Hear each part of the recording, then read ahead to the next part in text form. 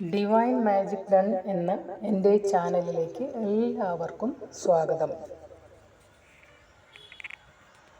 വിശപ്പിൻ്റെ കാഠിന്യം അറിഞ്ഞവനെ അന്നദാനത്തിൻ്റെ മഹത്വം അറിയൂ.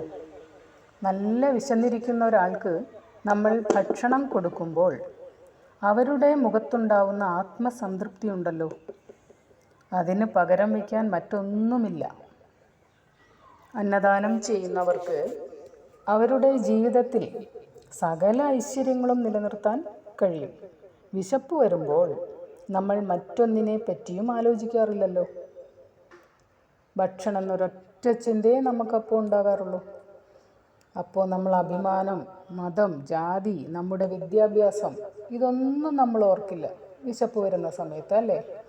ഭക്ഷണം എന്നൊരൊറ്റ ചിന്തയെ അപ്പോഴും ഉണ്ടാവുള്ളൂ. മറ്റ് നമ്മുടെ എല്ലാ ഗുണങ്ങളും നമ്മൾ മറന്നു പോകും. അങ്ങനെയുള്ള വിശപ്പടക്കാൻ നമ്മൾ ഭക്ഷണം കൊടുക്കുമ്പോൾ അതിനേക്കാൾ ശ്രേഷ്ഠമായിട്ടുള്ളത് എന്താണ്?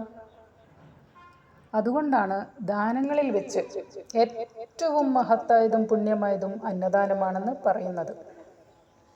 നിങ്ങൾ അന്നദാനം ചെയ്യാതെ നിങ്ങളുടെ ജീവിതത്തിൽ മറ്റെന്ത് ദാനം ചെയ്താലും ആ ദാനങ്ങളൊക്കെ നിഷ്ഫലമായി പോകും.